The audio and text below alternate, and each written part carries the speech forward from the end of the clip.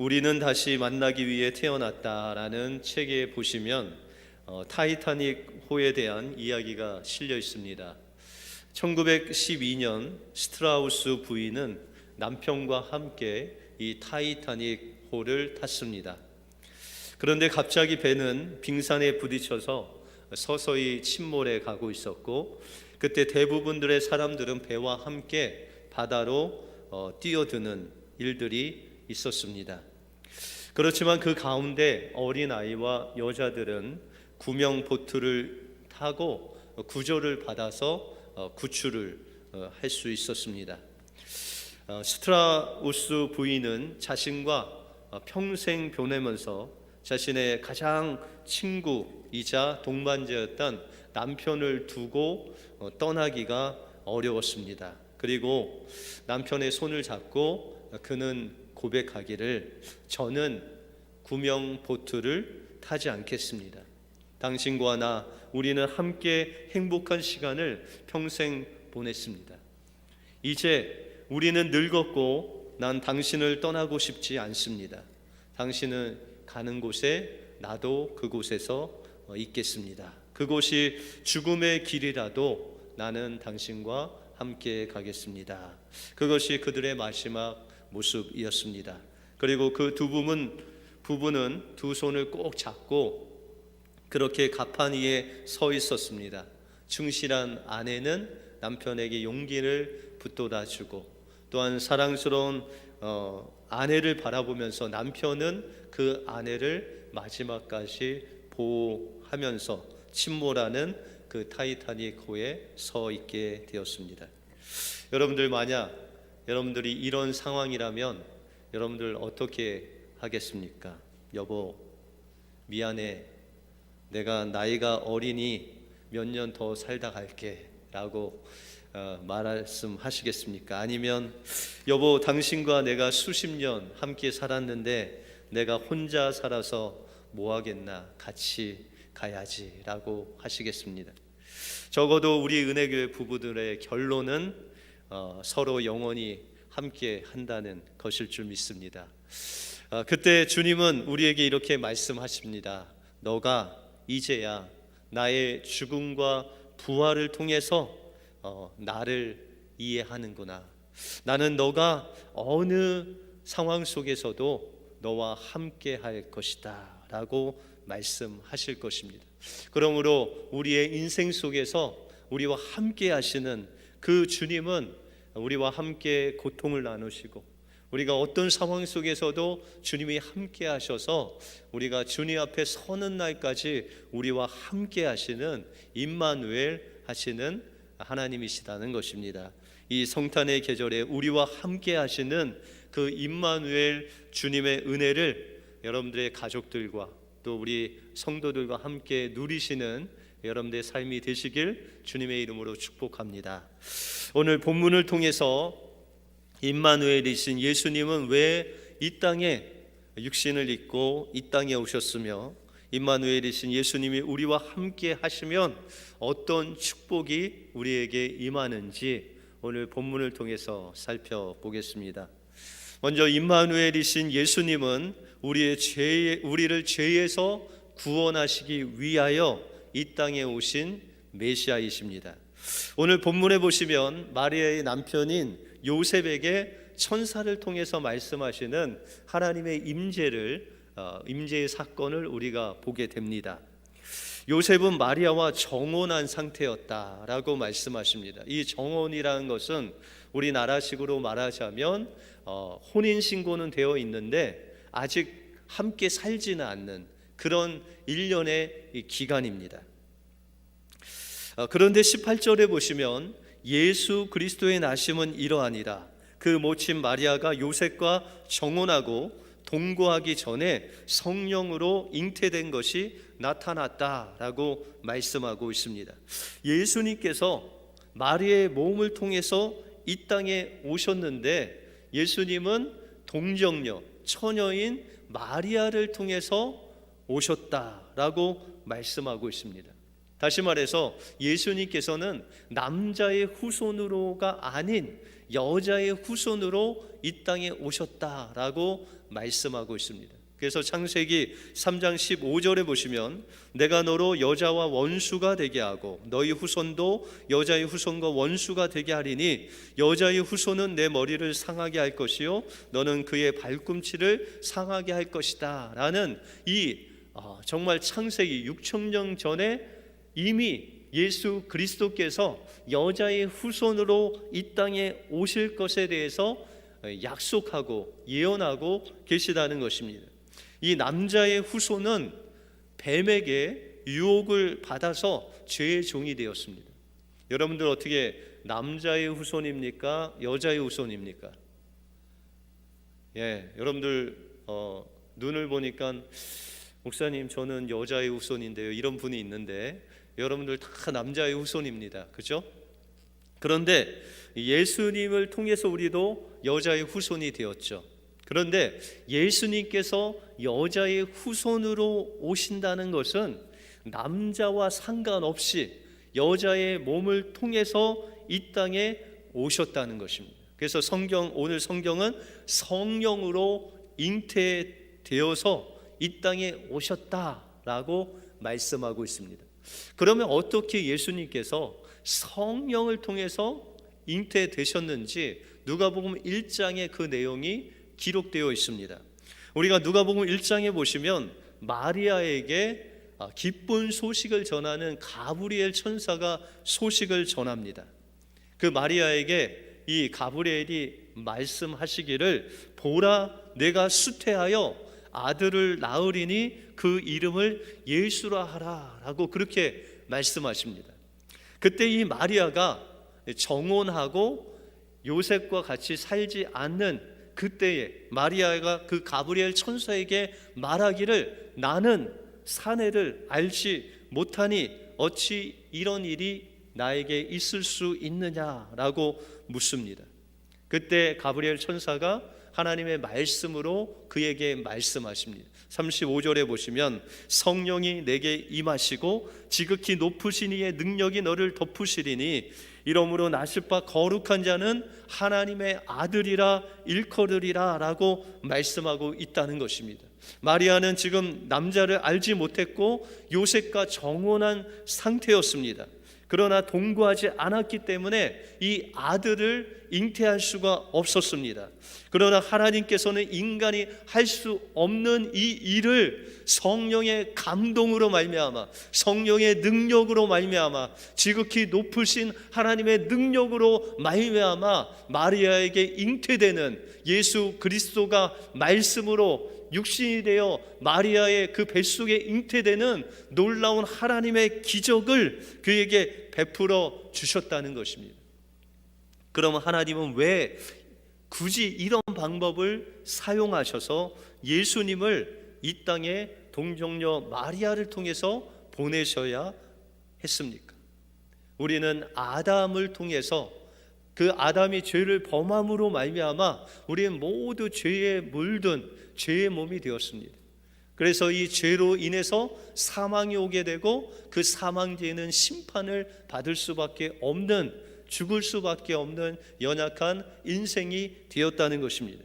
그래서 이 연약한 인생들 죄로 말미암아 물든 우리의 죄값을 대신 치를 수 있는 존재는 바로 죄 없는 인간으로 오셔서 그 우리의 죄값을 죄 없는 인간이신 예수님의 피를 흘려서 대속해야 우리의 죄가 대속될 수 있기 때문에 예수님께서는 죄 없는 여인의 후손으로 이 땅에 오셔서 우리를 위해서 대신해서 피값을 십자가에서 흘리심으로 말미암아 우리를 대속해야 되었다는 것입니다.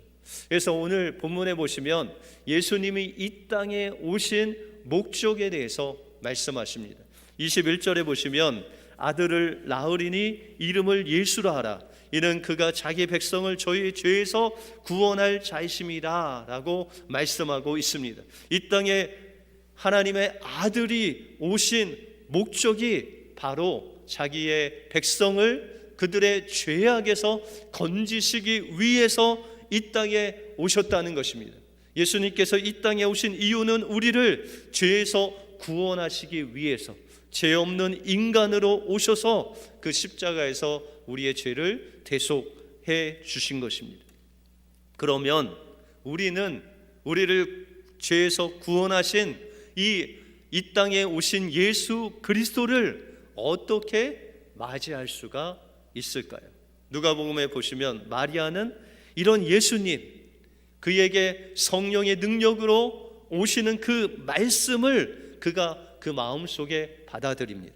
누가복음 1장 38절에 보시면 마리아가 가로되 주의 계집종이오니 말씀대로 내게 이루어지니이다 라며 천사가 떠나갔다라고 말씀하고 있습니다. 여러분들, 마리아는 남자를 알지 못하는 처녀로서 가브리엘 천사를 통해서 내가 아들을 잉태할 것이다 라는 그 말씀이 이해할 수 없었습니다. 그는 남자를 알지 못했기 때문입니다. 그럼에도 불구하고 하나님의 성령의 그 능력이, 지극히 높으신 자의 그 능력이 임하면 성령으로 너에게 잉태할 것이다 라는 그 하나님의 말씀을 마음의 믿음으로, 주님, 저는 주님의 여종이오니 주의 말씀대로 이루어지이다 라는 그 순종하는 믿음을 통해서 그가 이 땅에 오시는 그 주님을 맞이할 수 있었다는 것입니다. 그러면 요셉은 어떻게 이 땅에 오신 그 예수님을 맞이할 수 있었습니까?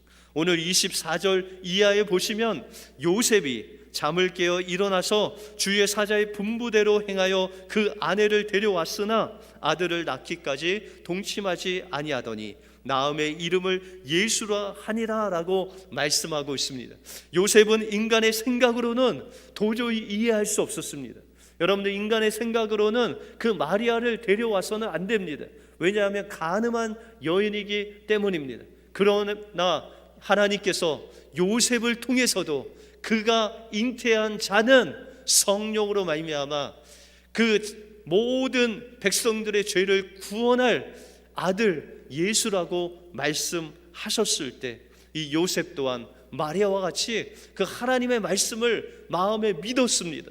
인간의 이성으로는 도저히 이해할 수 없었지만 그 하나님의 말씀을 믿고 그 아내를 데리고 옵니다. 그리고 그 아내가 아이를 낳기까지 동침하지 않았다는 것은 성령으로 마리아에게 예수님을 잉태하신 그 하나님의 말씀을 믿은 것입니다. 그리고 그 아이가 태어났을 때 그의 이름을 주님께서 알려주신 대로 예수라고 이름을 지었다는 것입니다. 이와 같이 요셉과 마리아는 자신의 그 이성으로 이해할 수 없는 그 하나님의 말씀을 그 마음속에 영접하고 믿고 순종함으로 이 땅에 오신 예수 그리스도를 맞이할 수 있었다는 것입니다. 우리 또한 우리의 죄를 사해 주신, 우리를 구원해 주신 동정녀 마리아를 통해서 이 땅에 오신 그 주님을 맞이할 수 있는 방법은 바로 여러분들 마음속으로, 우리의 이성으로 이해가 가지 않지만 우리의 마음으로 그분을 우리 마음속에 영접하는 것입니다. 우리의 죄를 구원하시기 위해서 말씀이 육신이 되어 이 땅에 오신 그 놀라운 주님께서 우리의 죄를 위해서 십자가에서 피 흘려 죽으심으로 말미암아 우리를 구속하시고 우리 하나님을 자녀로 삼아주신 그 주님을 믿음으로 영접할 때 이 땅에 오신 주님을 만나게 될 줄 믿습니다. 우리와 영원히 함께 하시는, 우리를 구원하신 그 주님을 여러분들 마음속에 영접하심으로 이 땅에 오신 주님을 만나는, 임마누엘 예수님을 만나는 놀라운 성탄의 기쁨을 누리시는 여러분들의 삶이 되시길 주님의 이름으로 축원드립니다. 다음으로 임마누엘이신 예수님은 어떤 상황 속에서도 우리와 함께 계신 하나님이십니다. 오늘 본문에 보시면 예수라는 이름 외에 다른 이름 하나를 소개하고 있습니다. 23절에 보시면 보라 처녀가 잉태하여 아들을 낳을 것이요 그 이름을 임마누엘이라 하리라 하셨으니 이를 번역한즉 하나님이 우리와 함께 계시다라고 말씀하고 있습니다. 여러분들, 이 말씀은 구약 성경 이사야 7장 14절을 인용하고 있습니다. 우리가 그 배경을 보시면 이사야서 7장을 보시면은 이때는 예수님이 낳기 전 한 700여 년 전의 사건입니다. 다시 말해서 북왕국인 이스라엘이 망하기 바로 직전에 예수님의 이 탄생의 소식을 예언하는 그런 이사야의 예언입니다. 그런데 이 당시의 정세가 어땠냐면 북왕국 이스라엘이 망하기 전에 아수르라는 나라가 이제 일어납니다. 그래서 많은 나라들을 식민지로 삼고 이스라엘과 유다 또한 이스라엘 주변 국가들을 다 삼키고 있는 그런 상황입니다. 이런 상황에서 북왕국 이스라엘과 아람 왕인 르신이라는 아람 나라와 동맹을 맺어서 이 아수르를 대적하려고 합니다. 그런데 이 이스라엘과 아람 나라가 힘이 버거워서 유다 나라 남왕국 아하스라는 왕에게 이제 너희도 우리와 동맹을 맺고 이 아수르와 싸우자라고 합니다. 그런데 어찌된 일인지 이 유다 왕 아하스는 이스라엘과 아람 동맹국과 동맹하지 않겠다라고 그렇게 이야기를 합니다. 지금 이 상황은 유다 나라가 힘이 세서 아수르를 대적할 수 있는 능력이 있어서도 아니고 이스라엘과 아람 나라와의 관계가 별로 좋지 않기 때문에 아하스는 그것을 거부하고 있다는 것입니다. 이 결과로 말미암아 이스라엘, 북왕국 이스라엘과 또한 아람 나라가 연합을 해서 유다를 공격하러 들어오는 그런 상황이었습니다. 이런 상황에서 아하스는 이들을 두려워하고 이스라엘의 모든 유다의 모든 백성들은 두려워 떨고 있을 때 하나님께서 이사야 선지자를 통해서 아하스에게 하나님의 메시지를 전합니다. 그래서 이사야가 아하스 왕에게 와서 이야기하기를 당신은 하나님께 구하십시오. 하나님께서 당신에게 징조를 주셔서 이 모든 환난에서 당신과 이 유다 나라를 건지실 것입니다 라고 그렇게 이야기합니다. 그런데 아하스는 하나님께 징조를 구하지 않고 오히려 이렇게 이야기하기를 나는 하나님을 시험하지 않겠습니다 라고 그렇게 이야기를 합니다. 그런데 여러분들, 이 아하스가 어떤 왕인지 아시죠? 아하스 왕은 자기의 살아있는 그 아들을 전쟁에 이기기 위해서 몰렉이라는 신에게 인신 제사로 그 불 속에 살아있는 자기의 자식을 던진 그런 엄청난 타락한 왕이었습니다. 그가 하나님을 시험하지 않겠다라는 것은 하나님을 경외해서가 아니라 하나님을 신뢰할 수 없다는 거예요. 하나님께서 아무리 나를 도와도 이 상황을 벗어날 수가 없다라는 그 불신에서 그렇게 이야기를 하고 있다는 것입니다. 그때 이사야는 그가 구하지 않았음에도 불구하고 이사야서 7장 14절에 보시면 그러므로 주께서 친히 징조로 너희에게 주실 것이라 보라 처녀가 잉태하여 아들을 낳을 것이요 그 이름을 임마누엘이라 하리라 라는 이 징조의 말씀을 아하스에게 주십니다. 여러분들, 아하스가 구하지 않았음에도 불구하고 하나님께서는 이 아들을 주실 것인데 이 아들이 바로 구약에 예언한 예수 그리스도라는 것입니다.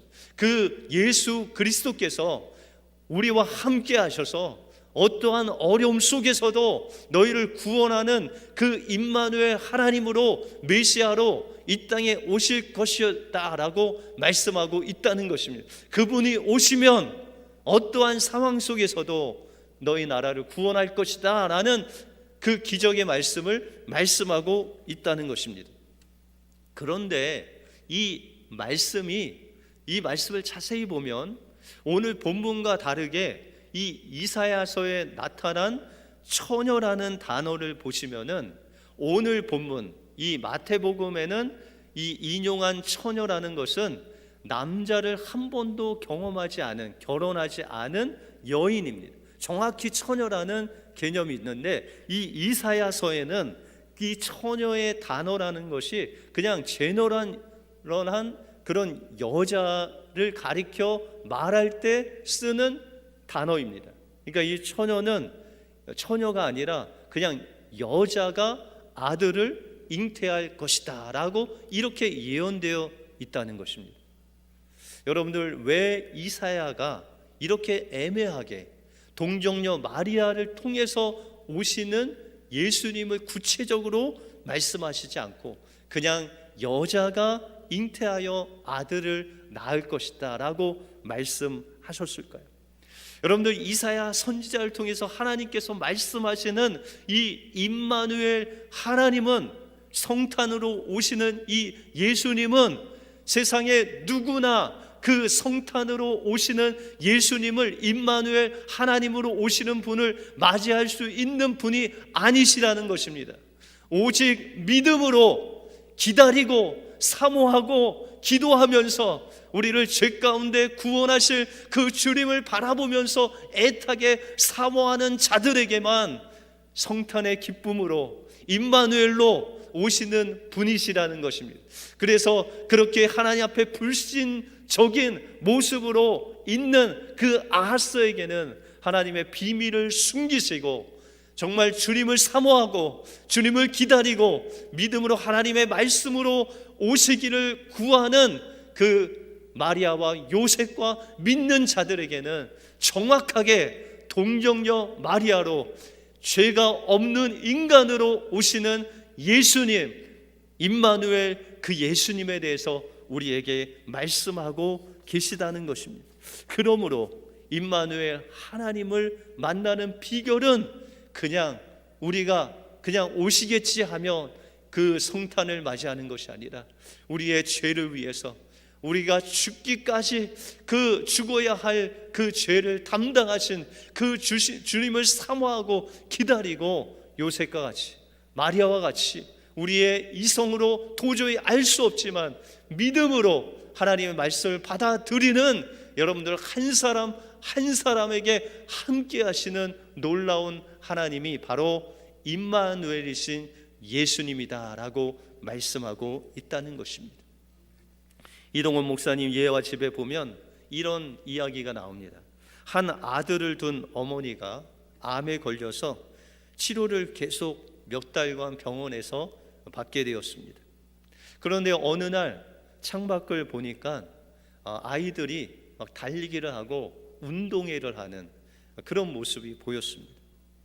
이 어머니가 이 마음에 내가 저기 가서 저 운동회를 좀 보고 싶다라는 마음이 들어서 병실에 자주 들리는 청년에게 부탁을 해서 휠체어를 타고 그 운동회가 있는 그 학교로 가게 됩니다. 그런데 그곳에 가서 보니까 이 학교는 그냥 일반인 학교가 아니라 장애우들이 다니는 장애인 학교였습니다. 그래서 이 장애인들이 막 릴레이를 하고 달리기를 하는 그런 모습을 보고 있는데 이 어머니가 감동적인 모습을 보았습니다.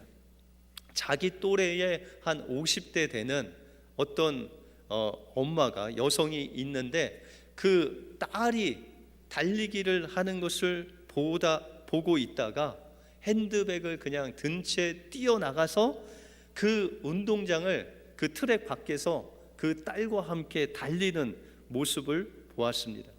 그 딸은 장애우기 때문에 그냥 비틀거리면서 넘어졌다가 또 일어나서 달리다가 또 비틀거리다 넘어졌다, 이런 그 딸의 모습이 너무 안타까워서 그 어머니가 핸드백을 어깨에 메고 그냥 트랙 밖에서 같이 뛰면서 이야기를 하는 것입니다.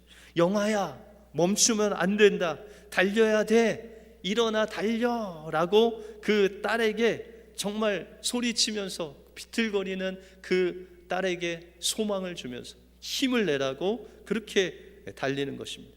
그러나 그녀의 엄마의 목소리를 들은 그 영아라는 딸은 계속해서 비틀거리고 넘어지고, 그러면서도 그 엄마는 영아야 계속 달려야 돼, 그 목소리를 들으니 그 엄마의 마음은 네가 1등 해야 된다, 우승해야 된다 라는 그런 말이 아니라 끝까지 완주해야 된다 내 딸아 라는 그런 음성이었습니다. 그러면서 영아야 일어나, 계속해서 달려야 돼, 너는 할 수 있어.